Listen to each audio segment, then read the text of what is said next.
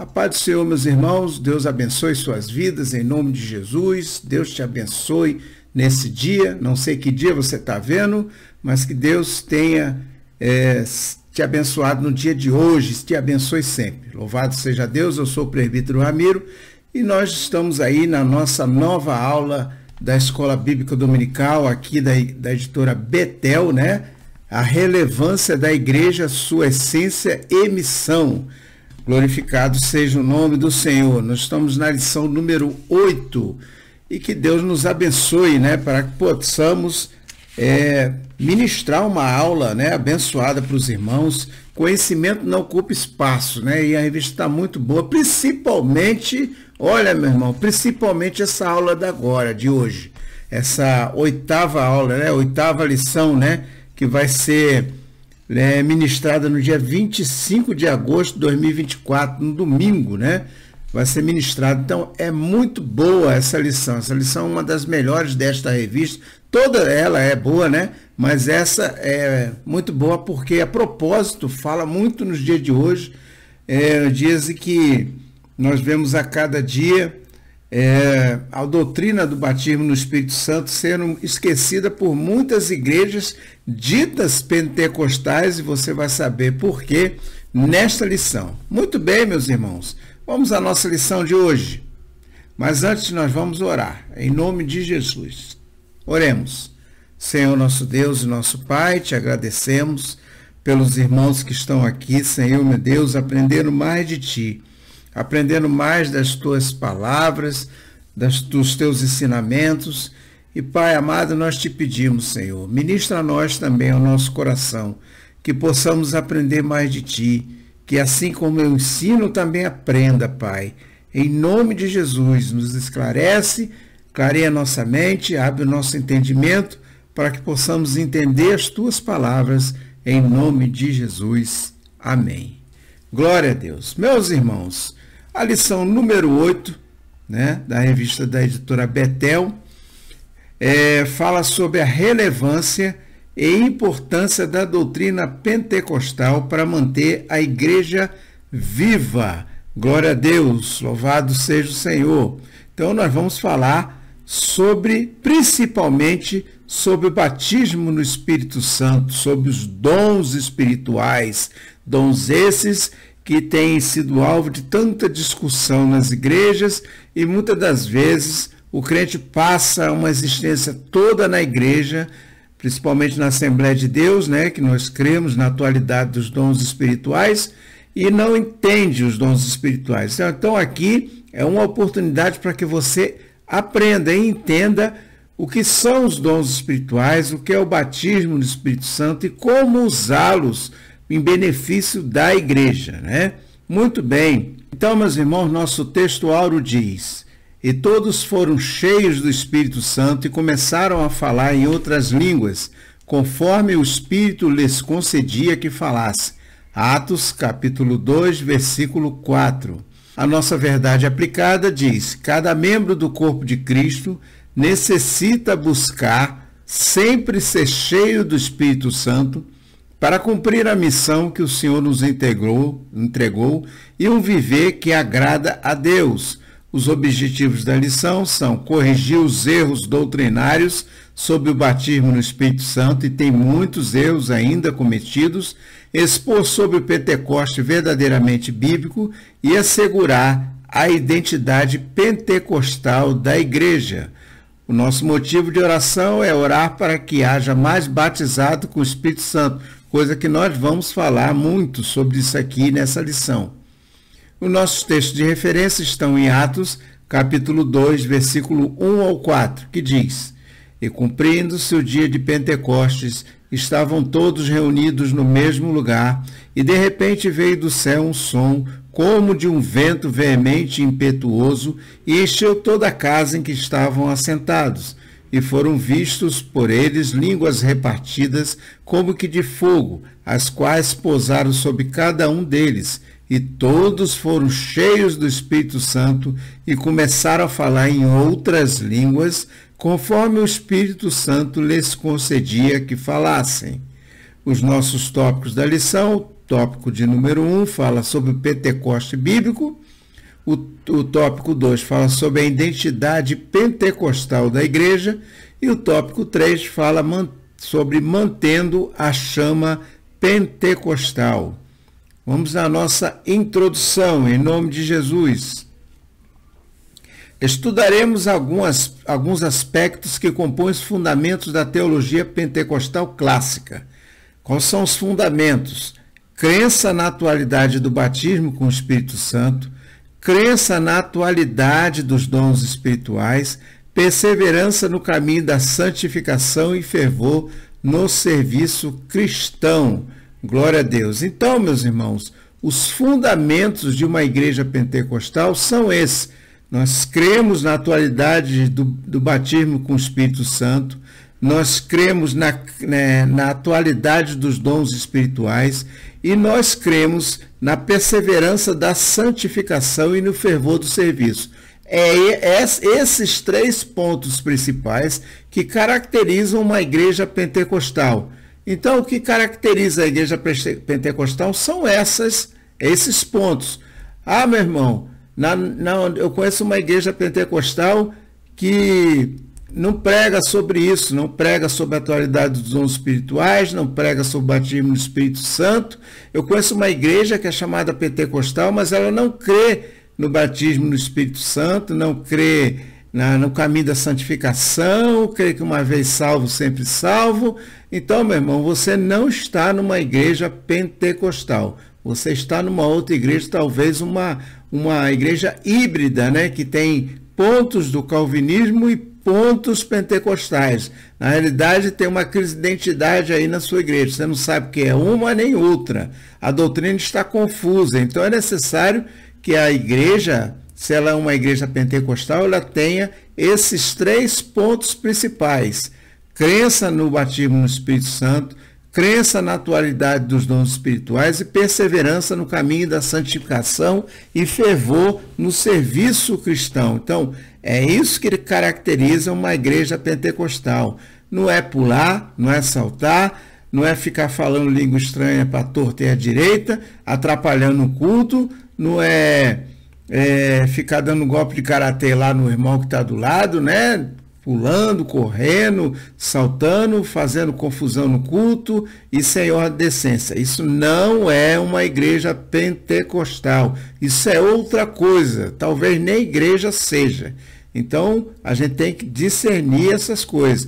Muita gente pensa que igreja pentecostal, quando a gente fala que é da Assembleia de Deus, aí fala, é fogo puro. Como se fosse uma confusão só, todo mundo falando ao mesmo tempo, todo mundo sem ordem de decência. Não é assim. Uma igreja pentecostal são esses pontos aí. O resto é bagunça. Tá? Muito cuidado com essas coisas. Nesses dias que a gente corre, existem muitas coisas estranhas acontecendo. Muito bem. Tópico 1, Pentecoste bíblico. O Pentecoste bíblico. Cristo fala sobre o batismo no Espírito Santo como sendo promessa do Pai. E está em Atos capítulo 1, versículo 4. Na nossa revista da Escola Bíblica Dominical, fala assim: desde o Antigo Testamento é possível atestarmos que o derramamento no Espírito Santo é um aspecto no plano divino para o seu povo, ou seja, sempre foi desejo de Deus que o Espírito Santo fosse derramado pelo seu povo. E no Antigo Testamento existem derramamentos do Espírito Santo, existem pessoas que foram cheias do Espírito Santo para executar as ordens e as determinações do Senhor. Os profetas, muitos homens e mulheres usados por Deus, que foram cheios do Espírito Santo, e o Espírito Santo habitou neles, só que naquele tempo era uma coisa diferente, né? Era um modo de agir diferente. Cristo fala sobre o batismo no Espírito Santo como sendo a promessa do Pai. Está em Atos capítulo 1, versículo 4. O cumprimento se deu no dia de Pentecostes, ou seja, o cumprimento dessa promessa do Pai, essa promessa que Deus fez, essa promessa que Jesus fez, foi cumprida no dia de Pentecostes. No dia de Pentecostes, a promessa do Pai foi executada, né?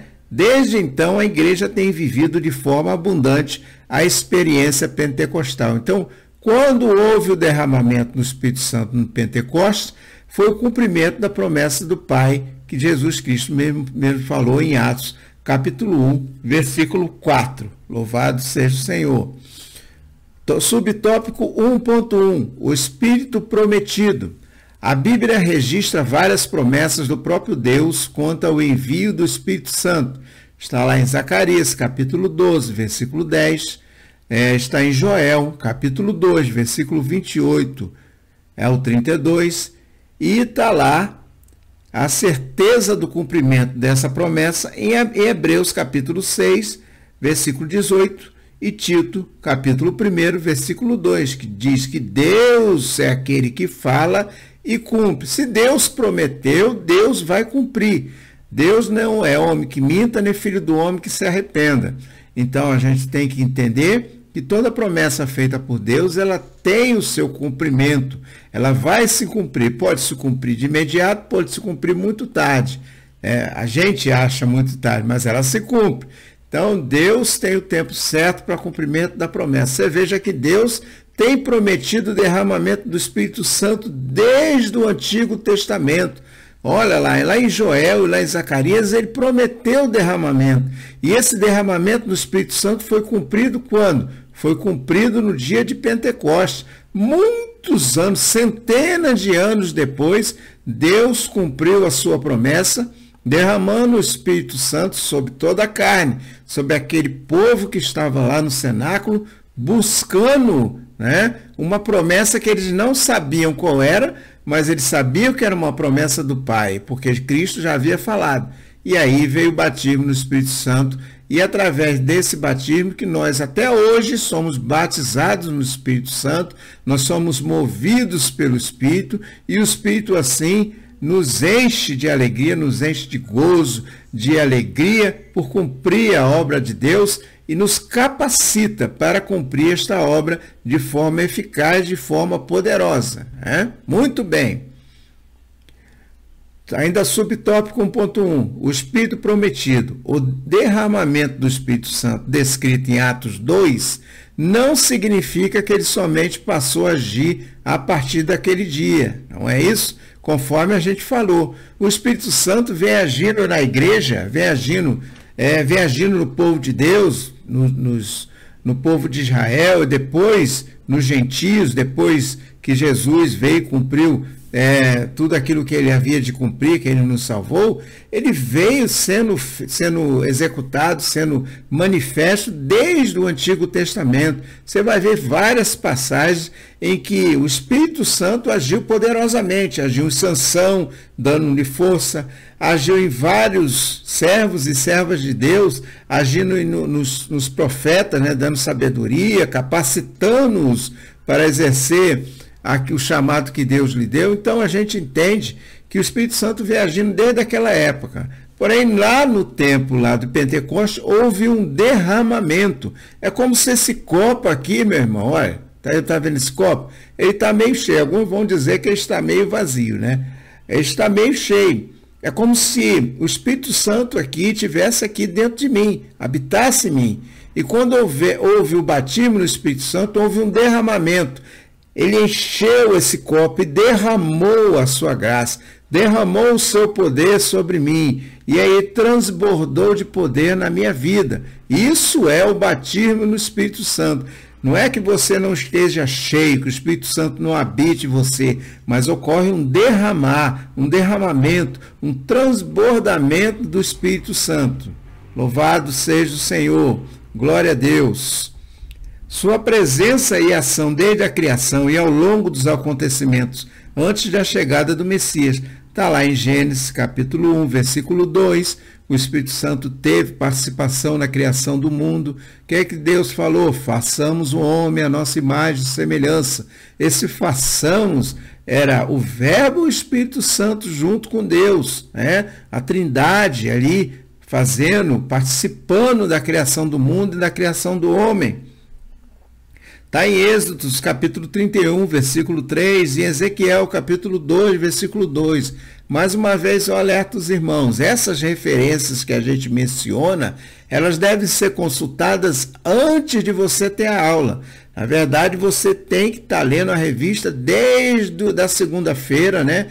Terminou a aula, né? Por exemplo, a aula da próxima semana, tem a aula da próxima semana, você tem que estar lendo essa aula desde segunda-feira, para que você tenha entendimento, vendo essas passagens todas que a gente menciona na palavra de Deus, porque senão a nossa aula vai ficar muito extensa, muito comprida. Então cabe a você, aluno, cabe a você, meu irmão, examinar essas passagens para que você entenda, tenha entendimento do contexto dessa aula, entendeu? Muito bem, louvado seja o Senhor. A promessa se referia às outras ações do Espírito Santo, além de serem mais intensas e abrangentes, ou seja, hoje em dia nós vivemos uma plenitude do Espírito Santo, não a plenitude completa.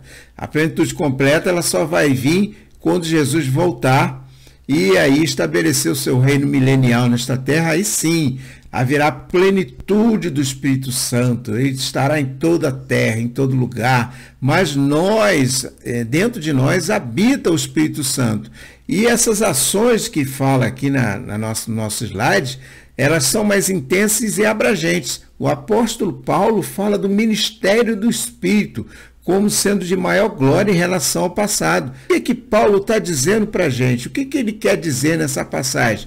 Ele quer dizer que o Espírito Santo era presente no Antigo Testamento, né, nos tempos antigos, porém, nós vivemos um tempo mais excelente, porque o Espírito Santo, antigamente, ele era derramado, as pessoas eram cheias do Espírito Santo de acordo com a vontade de Deus e determinadas pessoas. Você vê os profetas, você vê os juízes, você vê o próprio Moisés, você vê o próprio Josué, todos aqueles heróis da fé, né, foram cheios do Espírito Santo, mas por determinado tempo. O Espírito Santo não habitava nas pessoas. Agora ele habita em nós, ele está dentro de nós, em todo aquele que crê, todo aquele que recebeu o nosso Senhor e Salvador Jesus Cristo como seu Senhor, como seu Salvador. O Espírito Santo passa a habitar em você. Quando você aceita Jesus Cristo como seu Salvador, o Espírito Santo passa a habitar em você. Por isso que nós recebemos o Espírito Santo quando nós cremos no Senhor Jesus, entendeu? O batismo no Espírito Santo é uma experiência distinta que vem depois de que você crê. É impossível uma pessoa ser batizada no Espírito Santo sem crer, sem receber o Senhor Jesus como seu único e suficiente Salvador. É necessário que nós creamos nele, nos arrependamos, recebemos o Senhor como nosso Senhor, Salvador Jesus Cristo, e assim, depois, nós busquemos o batismo no Espírito Santo, porque é necessário buscar, ele não vem de imediato, ele não vem automaticamente, para que nós, assim, sejamos batizados no Espírito Santo. Entendeu, meu irmão? Busque o batismo no Espírito Santo, meu irmão. O batismo no Espírito Santo é necessário. A gente vai aprender isso nessa lição. Muito bem. O Espírito derramado, subtópico 1.2. Jesus, antes da ascensão, ordenou aos seus discípulos que ficassem em Jerusalém até que fossem revestidos de poder para pregar o arrependimento e a remissão dos pecados em todas as nações. Está lá em Lucas, capítulo 24, versículo 47 a 49, e Atos, capítulo 2, versículo 1. Então, Jesus determinou aos seus discípulos, aos apóstolos, aos discípulos, que ficassem em Jerusalém. Ele ia para o Pai, porém, ele ia mandar o Consolador, o Paracleto. Ele ia falar, eu vou para o meu Pai, mas eu vou enviar o Consolador. Ele vai orientar vocês em toda boa obra, ele vai ser um aio.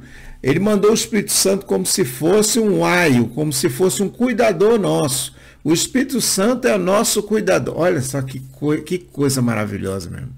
Misericórdia, meu Deus.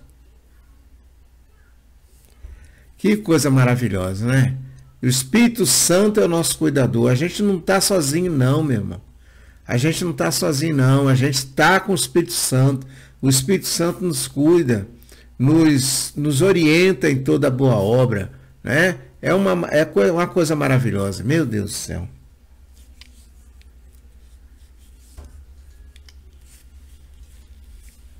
Não é? Seu irmão me desculpe, tá? A gente fica emocionado mesmo. Subtópico 1.2, o Espírito derramado. O dia histórico do Pentecoste foi o primeiro evento do derramamento do Espírito e também conhecida como a primeira evidência do batismo no Espírito Santo. Está lá em Atos capítulo 2, versículo 1. E o cumprimento das profecias e promessas de Jesus recebida do Pai. Em Atos capítulo 16, versículo 33. Olha só, o dia do Pentecoste foi o primeiro evento do derramamento do Espírito e também conhecida como a primeira evidência do batismo no Espírito Santo. Antes do dia de Pentecoste, nunca havia tido um dia como aquele. Nunca havia ocorrido um dia como aquele. Nunca. Onde as pessoas foram batizadas pela primeira vez no Espírito Santo. Cumprimento da promessa de Deus desde os tempos antigos. Então, no dia de Pentecoste, foi o primeiro evento de derramamento do Espírito, ou seja, também conhecida como a primeira evidência do batismo no Espírito Santo. Vamos ver que nossa revista fala sobre isso. Vamos ver que nossa revista fala aqui do subtópico 1.1. No dia histórico do Pentecoste, foi o primeiro evento de derramamento do Espírito, que a gente já falou, né? O Senhor Jesus, antes da ascensão, ordenou aos seus discípulos que ficassem em Jerusalém até que fossem revestidos de poder para pregar o arrependimento e a remissão dos pecados em todas as nações. O próprio Senhor informou que a promessa seria cumprida não muito tempo depois. Ou seja, a gente vê aqui que em Atos a igreja inicia com oração, perseverança, unidade e revestimento de poder. Está em Atos capítulo 1, versículo 14. E também no capítulo 2, versículo 1 ao 4. Pois os discípulos estavam firmados. Depois que houve o batismo no Pentecoste, a igreja iniciou com oração, perseverança, unidade e revestimento de poder. Porque era necessário, veja bem, por que houve o batismo no Espírito Santo? Porque Jesus sabia que a igreja precisava ser revestida de poder antes de pregar o evangelho em Samaria e até os confins da terra. Ela precisava pregar em poder, ela precisava pregar sobre a direção, sobre a orientação do Espírito Santo. Por isso que houve o batismo no Espírito Santo. Veja bem, o Senhor Jesus, antes da ascensão, ordenou aos seus discípulos que ficassem em Jerusalém até que fossem revestidos de poder. Para quê? Para pregar o arrependimento, a remissão dos pecados em todas as nações. Ou seja, era necessário que os apóstolos, os discípulos, fossem revestidos pelo poder do Espírito Santo para executar os sinais e as maravilhas que eles executaram. Era necessário que o Espírito Santo os capacitasse, desse ousadia para eles, para que eles pregassem, para que eles fossem diante de governador, diante de reis, para que eles fossem diante de pessoas que buscavam a morte deles, para que eles fossem testemunhas de Cristo em toda a terra. Então era necessário que eles fossem batizados no Espírito Santo. Você vê aqui, pois os discípulos estavam firmados na palavra do Senhor. Então olha só, primeiro Jesus os firmou na palavra. Jesus falou assim, olha, o Espírito está pronto, mas a carne é fraca. Então o que Jesus falou assim, olha, vocês têm ouvido de mim tudo. Durante esses 3 anos, a palavra tem entrado nos seus corações, tem feito morada, tem feito transformação. Vocês aprenderam de mim e de mim vocês receberam toda a instrução. Agora, depois que eu for para o Pai, é necessário que vocês sejam revestidos de poder. Palavra mais poder igual à obra de Deus.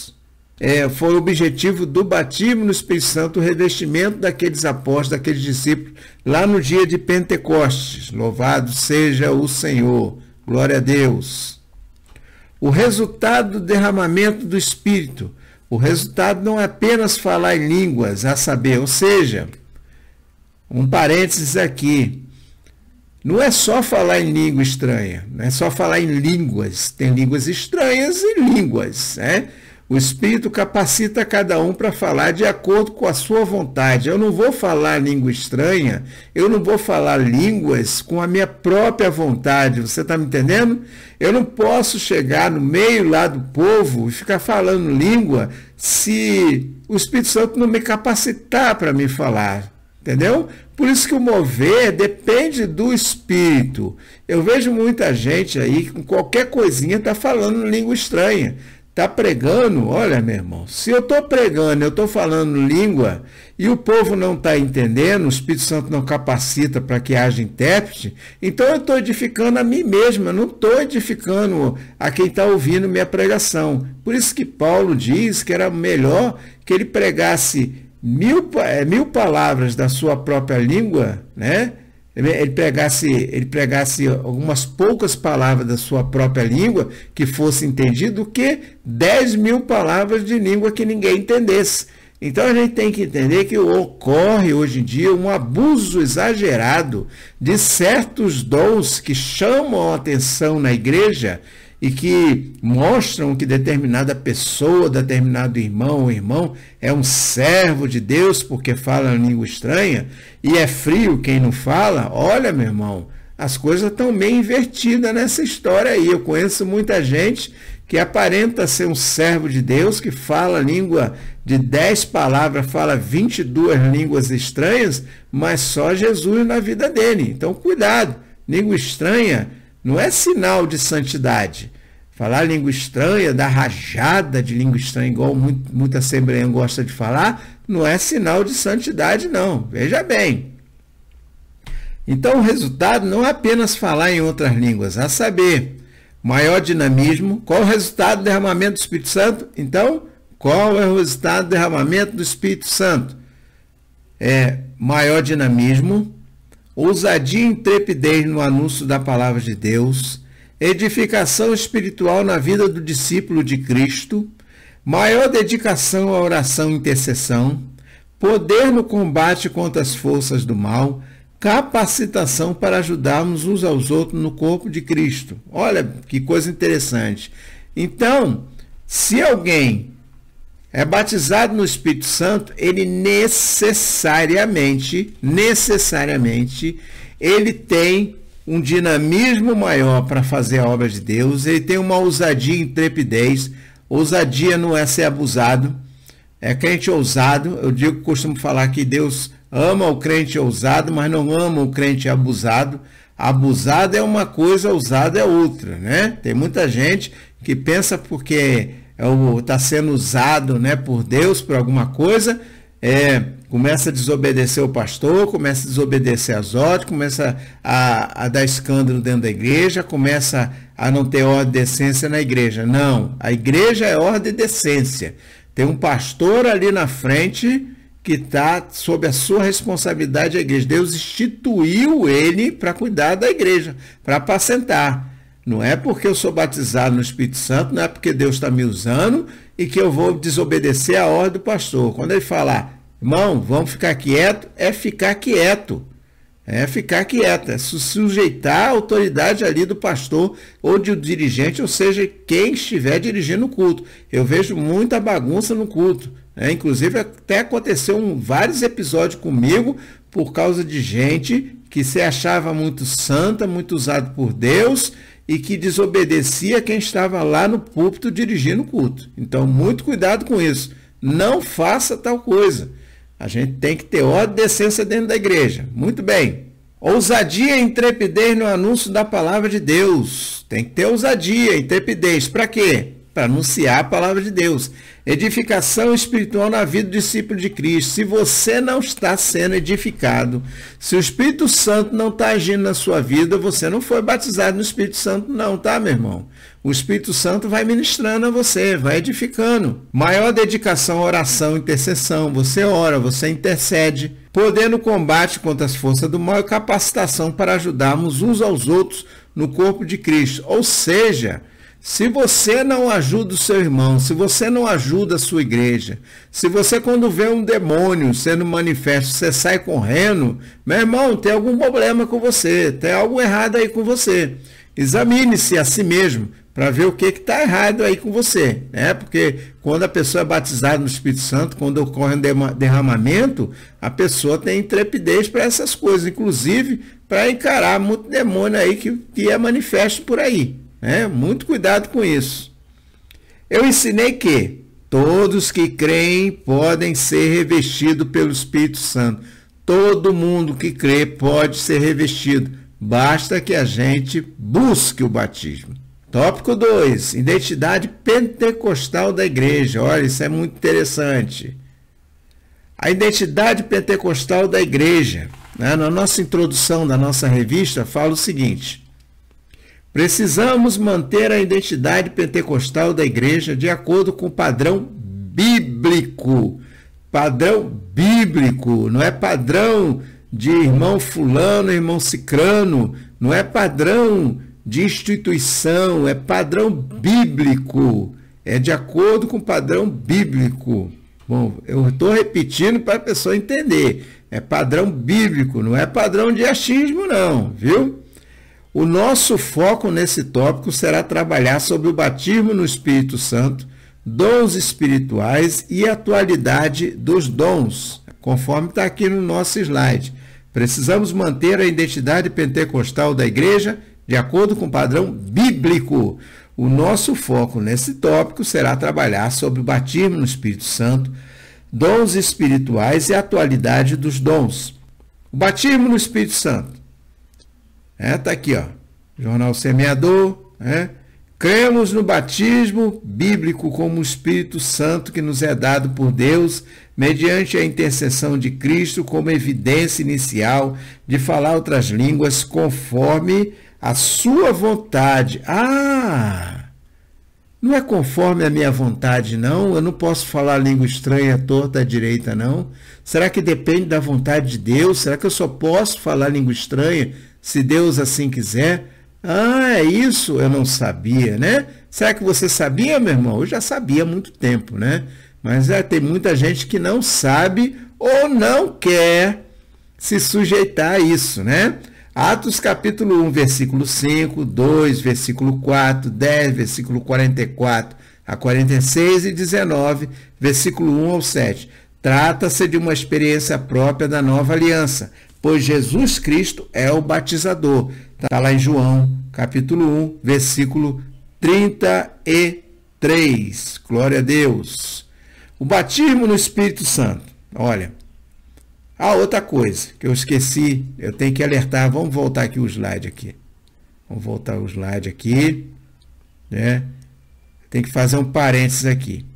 Quem batiza é Jesus Cristo. Quem batiza é o próprio Jesus. Jesus é o batizador, é ele que batiza. Então não é por força de homem, olha, vai vir um irmão aqui que ele ora e o povo é batizado no Espírito Santo. Olha, quem batiza é Jesus Cristo. Não é o irmão João, não é o pastor Pedro, nem o pastor Severino. É o Espírito Santo, o batismo no Espírito Santo é Jesus Cristo que é o batizador. Tem muita gente que se autoproclama batizador no Espírito Santo, diz que ora, o Espírito Santo vem sobre a pessoa. O Espírito Santo só vai vir, o Espírito Santo, a pessoa só vai batizar no Espírito Santo se ela desejar, se ela quiser. O Espírito Santo não violenta ninguém não, tá, irmão? Ele não veio assim por automático, não. A pessoa tem que desejar ardentemente ser batizado no Espírito Santo. Não é por automático, não. A irmã estava lá, sentada no ônibus, de repente foi batizada no Espírito Santo. Ela desejou ardentemente, né? Tem umas histórias muito esquisitas por aí, né? Cuidado, né? Cuidado. Eu sei que Jesus age da maneira que ele quer, do jeito que ele quer, mas Deus não dá escândalo, hein? Olha lá, hein? Muito bem, vamos lá. Subtópico 2.1. A diversidade e ações do Espírito Santo em diversos momentos ao longo do tempo. Aqui enfatizamos o revestimento de poder, visando a capacitação de Cristo para o serviço e testemunha. Testemunho. Vamos lá no subtópico 2.1. O que está falando? O credo da Conamad, a gente viu ali, foi o credo da Conamad, né? Falando que o batismo no Espírito Santo é dado por Deus mediante a intercessão de Cristo, com a evidência inicial de se falar outras línguas conforme a sua vontade. Muito bem. Tem uma passagem aqui no nosso livro, né, do mestre, né? No livro seu de aluno pode não ter na revista, né? Mas no nosso tem, que eu vou ler para você. Como pentecostais, sustentamos que falar em língua como evidência do batismo no Espírito Santo está solidamente fundamentado nas Escrituras, particularmente em Atos capítulo 2, versículo 4. Todos ficaram cheios do Espírito Santo e começaram a falar em outras línguas, conforme o Espírito os capacitava. Essa prática é corroborada por 3 incidentes no Novo Testamento. Quais são esses? Primeiro, lá com Cornélio, né, quando Pedro estava lá pregando o Evangelho, e Cornélio e a sua família foram batizados no Espírito Santo e começaram a falar outras línguas, né, glorificando, magnificando o Senhor. Nós vemos também lá quando os discípulos foram batizados lá pelas mãos de Paulo, né? Lá começaram a falar em línguas estranhas e foram profetizar, começaram a profetizar, como sinal claro de que o batismo no Espírito Santo é oferecido a todos os fiéis. E no dia de Pentecostes, que todos foram batizados e começaram a falar em outras línguas. Ou seja, a evidência do batismo no Espírito Santo é o falar em outras línguas. A propósito, eu tenho um livro aqui, que vai ser muito bom para você. Se você quiser aprender mais, deixa eu virar aqui, está aqui, sobre o Espírito Santo, sobre o batismo do Espírito Santo, está aqui, o livro do pastor Silas Daniel, o batismo do Espírito Santo e as línguas como sua evidência. A imersão plena no profetismo da nova aliança. Muito bom esse livro. Eu recomendo a todos os alunos, a todos aí que estão assistindo este vídeo. Compre ele, não é caro, né? E vai enriquecer muito, vai esclarecer muito sobre o batismo do Espírito Santo. Tem às vezes é de difícil entendimento, às vezes é um pouco de difícil entendimento, mas Deus vai dar entendimento para você entender o livro do pastor Silas Daniel. Eu entendi, então você pode entender também. Muito bem. A gente está aqui para indicar bons livros para você ser edificado, né? Tem a palavra de Deus, tem a Bíblia, mas também tem bons livros, bons autores, para que sua experiência, né, diante da Bíblia seja cada dia mais maravilhosa e enriquecida. Muito bem. 2.2, os dons espirituais. Os dons espirituais são dotações e capacitações sobrenaturais que o Senhor Jesus, por intermédio do Espírito Santo, outorga à sua igreja, visando a expansão universal da sua obra e a edificação dos santos. Há outra coisa que eu esqueci também de falar, sobre o batismo no Espírito Santo. A gente vai voltar ao 2.2. Eu vejo em muitas igrejas, quando se faz um trabalho sobre com batismo no Espírito Santo, que eu acho seria desnecessário, porque é desejo, eu acho que é desejo seu, que não é batizado no Espírito Santo, ser batizado. Acho que desejo de toda a igreja é que os membros sejam batizados no Espírito Santo, para que a igreja entre numa nova dimensão, seja dinamizada pelo Espírito. Pois bem, tem uns trabalhos aí que são batismo no Espírito Santo. E eu vejo muita gente que segura na pessoa pela cabeça aqui, aperta, aí manda a pessoa falar glória, glória, glória, glória, glória, glória, glória, glória, glória, glória, glória, glória. Eu nem consigo falar direito. Glória, glória, glória, glória, glória, glória, glória, glória, glória, para a pessoa falar língua estranha. Não precisa disso. Isso é palhaçada. Isso aí, me desculpe, mas isso é palhaçada. Isso não deve ocorrer dentro de uma igreja séria. Não é necessário nada disso. Você não precisa dar ajuda para o Espírito Santo, não. Você não precisa dar ajuda para Jesus Cristo batizar. Você não precisa de ajuda de homem para batizar. Basta que você queira. Você começa a falar em língua estranha porque o Espírito vai concedendo a você que fale. essas coisas, essas ajudinhas, essas coisas que as pessoas ficam repetindo de forma errada dentro da igreja, isso aí atenta contra a majestade de Deus, atenta contra a vontade do Espírito Santo. O Espírito Santo não precisa de ajudinha, não, para batizar um irmão, uma irmã, não. Ore, a gente ora e começa a orar. E aí Deus vai e batiza no Espírito Santo. Não precisa de ajudinha, não, tá, irmão? Tá bom? Muito bem. Vamos lá de novo, né? Os dons espirituais são dotações e capacitações sobrenaturais que o Senhor Jesus, por intermédio do Espírito Santo, outorga na sua igreja, visando o quê? A expansão universal da sua obra e a edificação dos santos. 2.2. Encontramos uma relação dos dons em 1 Coríntios, capítulo 12. 1 Coríntios, capítulo 12. Uma relação dos dons em 1 Coríntios, capítulo 12. É possível dividir em 3 grupos. Preste bem atenção, isso aí é muito interessante. Dons de expressão verbal, dons de saber e dons de poder. Dons de poder. Quais são os dons de expressão verbal ou dons de elocução?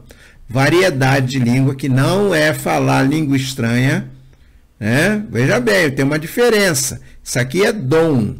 Variedade de língua. Você fala várias línguas, conhecidas ou não. Pode falar inglês, pode falar alemão, pode falar polonês, pode falar holandês, pode falar línguas desconhecidas, mas é uma variedade de línguas. Interpretação de línguas e profecia são dons de elocução. Profecia não é dom de poder. Tem muita gente que confunde profecia com dom de poder. Não é dom de poder, dom de elocução. Você está trazendo uma mensagem do Senhor, trazendo uma mensagem de Deus. Então você está verbalizando. São coisas que você faz verbalizando, Dom de saber ou dons de revelação. Veja bem, tem gente que confunde dons de saber e dom de revelação com dom de profecia. Dom de profecia é uma coisa, dom de revelação, um dom de saber são outra coisa. Palavra de sabedoria, palavra da ciência, discernir os espíritos. Isso são dons de saber, dom de revelação. O que é palavra de sabedoria? Palavra de sabedoria é você dar uma palavra, resolver algum problema de forma correta, de forma certa, sem que você, de antemão, você tenha instrução para resolver aquele problema. Como um problema muito sério numa família, um aconselhamento. Então você dá uma palavra de sabedoria. Você quando prega, você prega com sabedoria, que são dons de sabedoria. Palavra de ciência. O que é palavra de ciência? É você antever algo que vai acontecer. Você tem ciência antes daquilo. Não é ciência de química, física, de astronomia, não. É de ciência de pré-conhecer aquilo ali. Olha, vai acontecer tal coisa, não vá a tal lugar, porque Deus me falou isso, isso, isso. É palavra de ciência. E discernir o Espírito. O que é discernir o Espírito? É você saber, o Espírito te conceder uma revelação de que aquilo ali não é de Deus. Aquilo ali é uma simulação, uma coisa errada, como Paulo fez com aquela jovem que tinha um espírito de adivinhação. Aquilo foi discernir o espírito. Paulo tinha um dom de discernir. Não, aquilo ali não era de Deus. Aquilo ali é um espírito maligno, um espírito de adivinhação. E aí Paulo repreendeu aquele espírito e saiu daquela menina. É discernir o espírito. É um dos dons mais necessários da igreja hoje em dia. É o discernimento de espírito. A gente deve orar para que homens e mulheres verdadeiramente tenham esse dom. Porque tem muita falsidade por aí. Vai ocorrer muito mais ainda. Muito bem. Dons de poder. Dom de poder. Fé. Que fé é essa? É a fé que eu tenho? Não, é uma fé sobrenatural. É uma fé que verdadeiramente remove montanha e joga ela no mar. Essa é a fé sobrenatural. É uma fé que é dada por Deus. É uma fé muito grande, sobrenatural. Dons de curar, dom de operação de maravilhas. Dom de curar, você já sabe, são dons de curar. Às vezes a pessoa pode curar uma dor de cabeça, mas não pode curar um câncer. Outros curam um câncer, mas não curam uma dor de cabeça. Então são dons. Eu tenho dom de curar determinada coisa. Eu tenho dom de curar determinada outra coisa. Alguém pode ter todos os dons de curar, quanto alguém pode ter dom de curar só uma coisa, conforme o Espírito lhe capacita, certo? Muito bem. E dom de produzir operação de maravilha. Que é operação de maravilhas? Cair fogo do céu, deixar de chover, ressuscitar morto. Isso é dom de produzir maravilhas, né?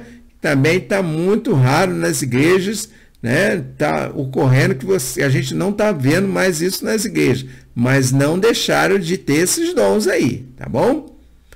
Atualidade dos dons espirituais. Ainda há quem acredita que tá errado, né?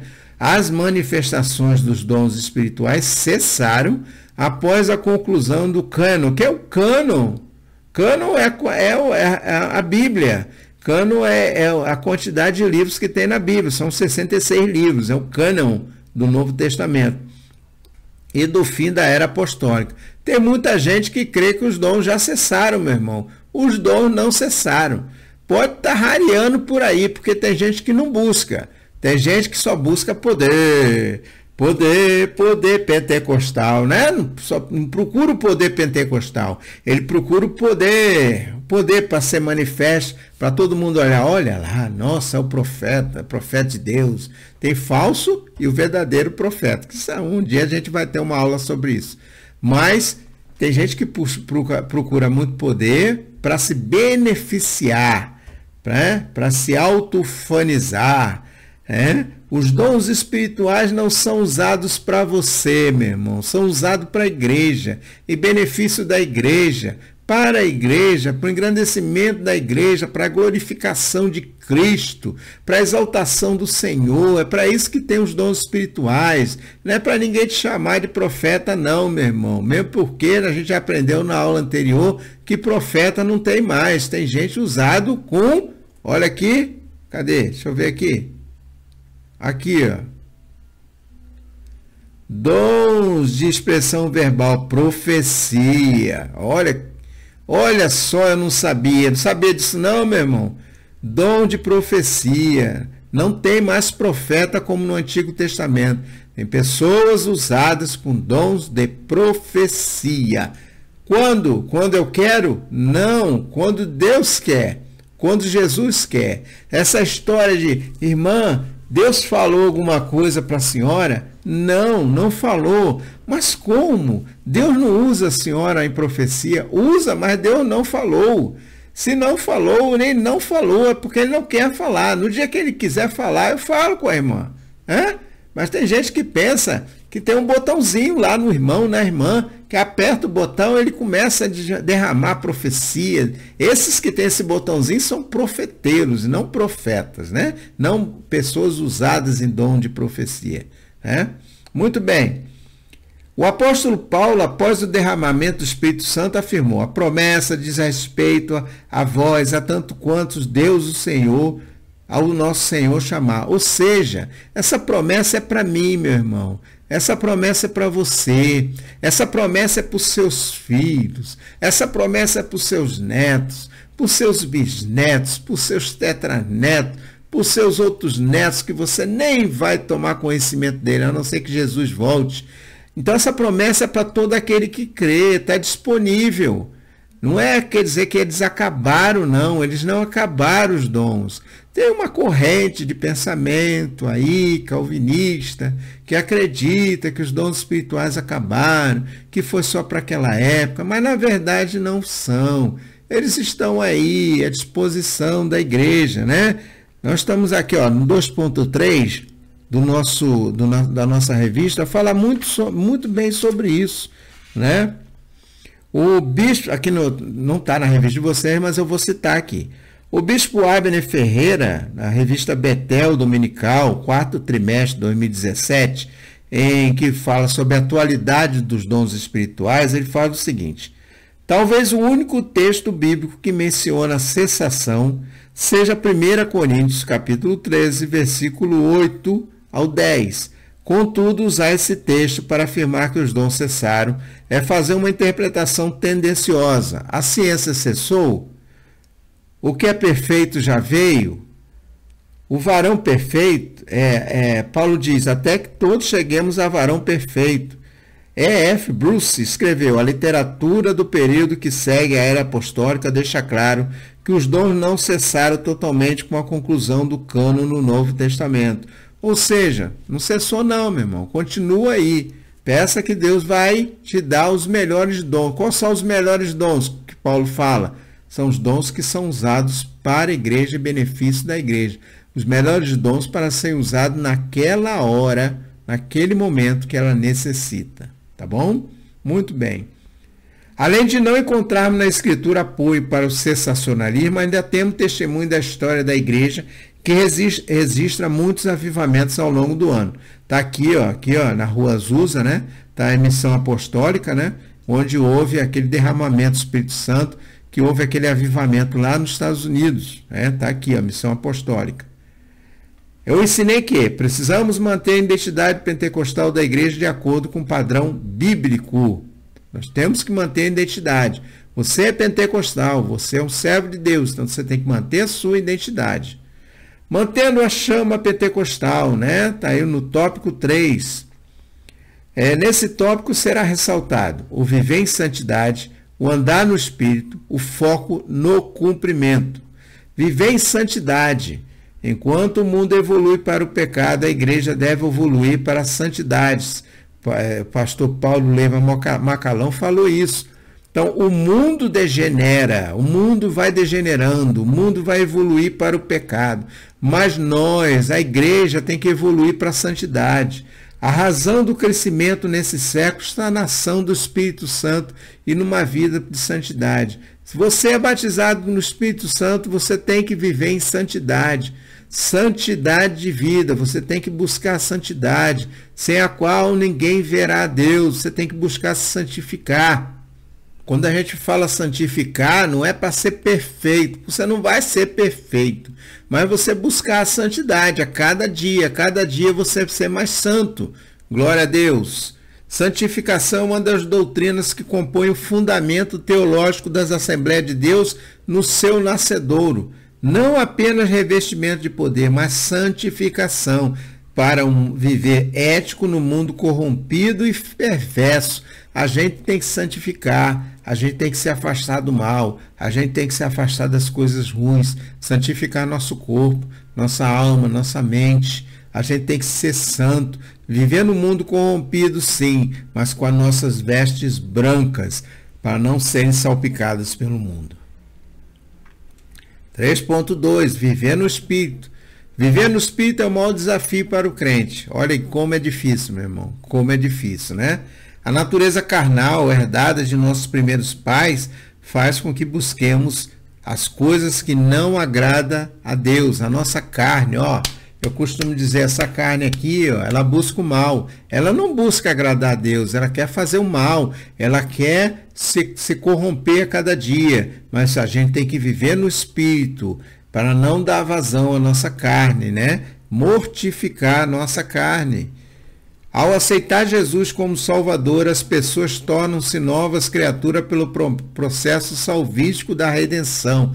Nós somos nova criatura, nós estamos na mesma carne, mas somos novas criaturas. Nós mudamos nosso comportamento, a nossa vã maneira de viver. O velho homem foi submerso, foi afogado.